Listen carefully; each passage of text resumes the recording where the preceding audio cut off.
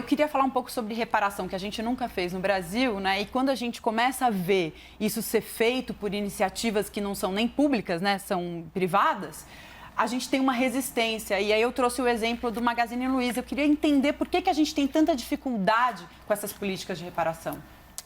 Porque existem pessoas que se servem do racismo. O racismo, ele é meio de vida para muita gente, né? No sentido de que, primeiro, temos que entender o que é o Brasil, né? O Brasil é um país que, como eu já disse, que naturalizou a desigualdade. Naturalizou a desigualdade, a gente fala disso com muita tranquilidade. Teve um amigo meu outro dia que me chamou a atenção, o professor John French, né, um dos grandes brasilianistas, historiador. Ele falou assim, eu fico chocado, porque nos Estados Unidos vocês brincam assim, falam assim, fulano de tal é pobre, tal, da miséria. A gente não brinca assim, né? Inclusive, ele fala criticamente, a nossa mentalidade é muito ruim, porque a gente acha que todo mundo pode chegar lá, todo mundo pode viver o sonho americano, todo mundo pode competir. Ele falou assim, mas a gente não fala desse jeito, né? E vocês brincam, né? Com pobreza, com miséria, Eu fiquei pensando nisso, fiquei pensando no que ele falou, e acho que tem um pouco a ver com a sua pergunta. A gente normalizou a desgraça, a miséria, a morte das pessoas. Veja o que está acontecendo, né? O número de mortos, né? Na pandemia. E, enfim, a maioria das pessoas que morreram são pessoas negras, pessoas pobres, trabalhadores. Então, assim, acho que esse é um ponto. O segundo ponto, nós somos um país que tem muita dificuldade com a democracia, com a ideia de soberania popular, né? Eu estava pensando sobre isso, estava estudando sobre isso, para escrever um artigo sobre essa proposta absurda de nova Constituição que estão aventando por aí.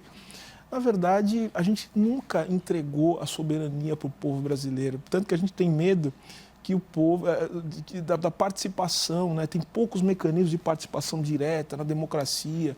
Quando se fala assim, vamos criar os conselhos para o povo poder ir lá, as pessoas começam a achar ruim.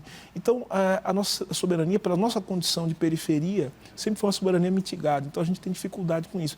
Então, um país de soberania mitigada, de cidadania regulada, como dizia o Vanderlei Guilherme dos Santos, é um país em que a gente sempre tem dificuldade de se rever, para poder apresentar algo novo, para poder mudar.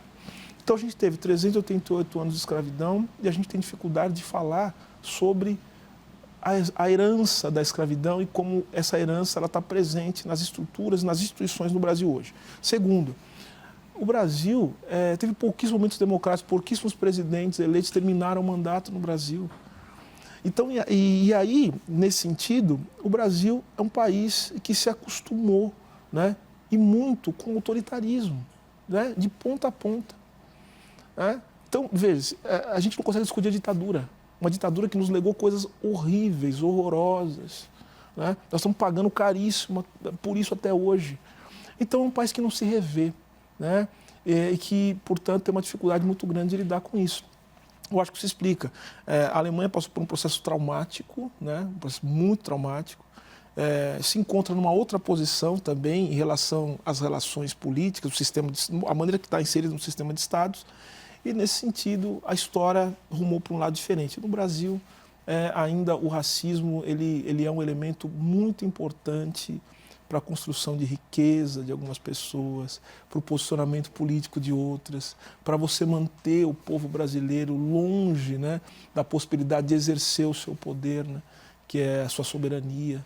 Enfim, é isso, ou seja, nós temos o racismo brasileiro, ele impede qualquer tipo de possibilidade da gente pensar o futuro, de reparar e de colocar as coisas no lugar. Agora, especificamente em relação ao caso da Magazine Luiza, né, tem uma coisa interessante que eu descobri esses dias, trabalhando com o professor John French, eu sou pesquisador na Universidade de Duke, trabalhando com o professor John French, com a Valesca, a Thaís, né, e com o Travis Knoll, que a Luciana conhece muito bem. Nós temos um grupo de pesquisa e nós estávamos estudando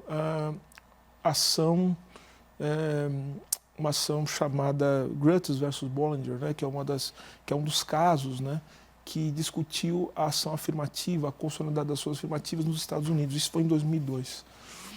Sabe o que é surpreendente nessa ação? olha só que coisa impressionante. Essa ação, ela confirmou a constitucionalidade das ações afirmativas, da ação afirmativa. Os Estados Unidos não tem cota, né, é importante dizer, é outra modalidade.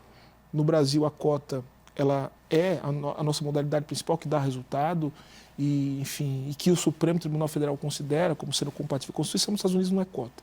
Mas existe a possibilidade de você instituir discriminação positiva em favor da população negra e das minorias. Agora, esse caso, a justificativa da decisão, né, da decisão principal, que é da juíza Sandra Day O'Connor, puxa uma justificativa para corroborar as políticas da ação afirmativa, que é uma justificativa de eficiência econômica, dizendo que é fundamental a ação afirmativa porque ela cria a massa crítica.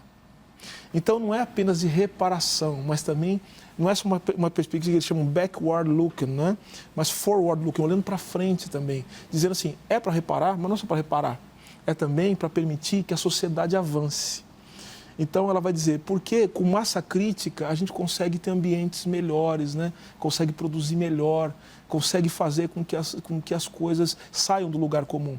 E aí eu fui olhar, isso que eu queria contar para vocês, eu fui olhar a lista das pessoas que se inscreveram como amigos da corte, né? Para quem não sabe que amigo da corte são os assistentes, aqueles que vão defender, né, um dos pontos, né, fundamentais da ação. No caso, eu fui olhar a lista dos amigos da corte, daqueles que se colocaram a favor da ação afirmativa e apresentaram memoriais, né, defendendo a ação afirmativa perante a Suprema Corte Americana. Sabe quem estava lá? Ford, GM, Johnson & Johnson, as grandes empresas americanas defendendo a ação afirmativa. Vocês entenderam o que está acontecendo? Entenderam o que significa viver na periferia do capitalismo? Entenderam o que é o subdesenvolvimento? Que não é, como dizia Celso Furtado, não é apenas econômico, propriamente dito, mas é cultural. Um país que não admite a igualdade, que gosta, né? Algumas pessoas têm gosto, né, por tratar mal aquelas que elas consideram inferiores. Existe pouca impessoalidade nas relações, né? Então, veja o que significa o subdesenvolvimento. É isso.